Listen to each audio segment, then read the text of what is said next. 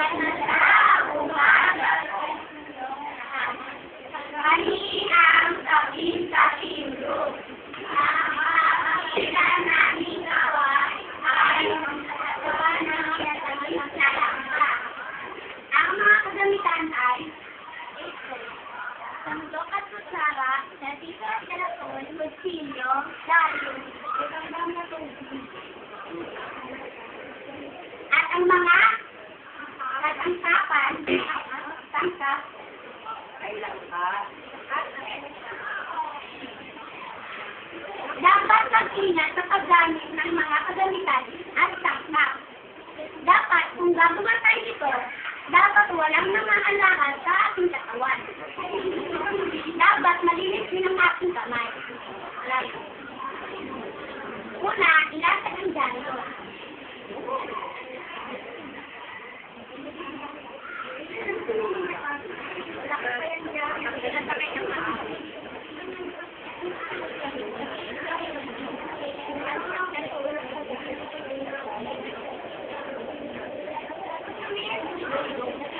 Pangalawa, suotin ang apron.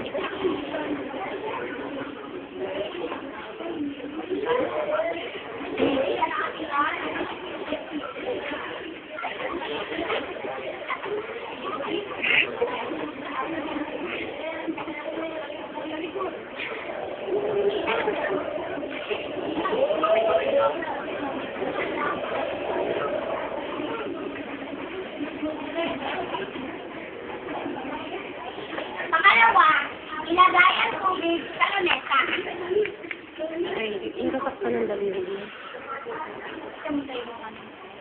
Magpakulo ng tubig hanggang 10 minuto. Ito na ang pinakulo ang tubig. Pagkatapos, kumulo, ibabad ng 5 hanggang 15 minuto ang garapon. Ito na ang ibabad kong garapon. Pagkatapos na ang 15 minuto.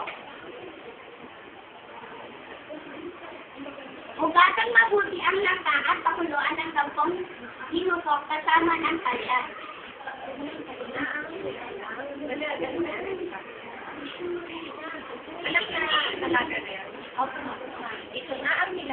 Ito na ang nilagang langka.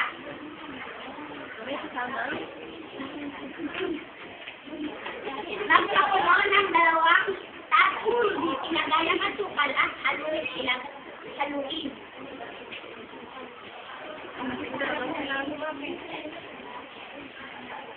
Kailangan kayong tumingin.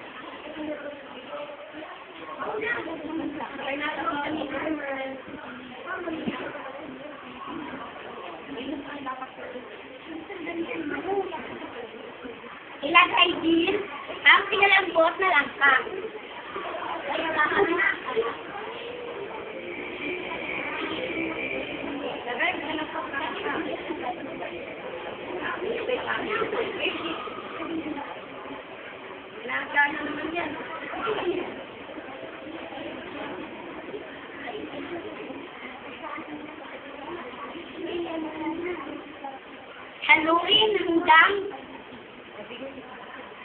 Haluin hanggang sa lumapot ang sarap hanggang maging tuyo.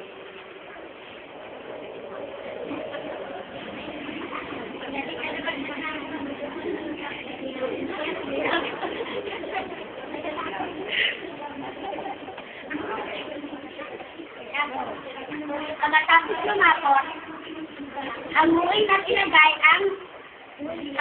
ilagay sa istriladong garapon.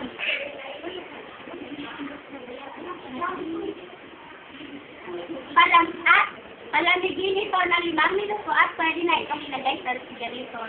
Okay, ano kami matapos sa trabaho? Ito ang aming finished product. Ito ang aming finished product. Magdapit na doon at kapit na lang ang bawat membro.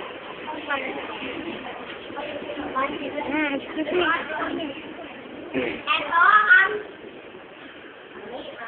Kami ang aking group.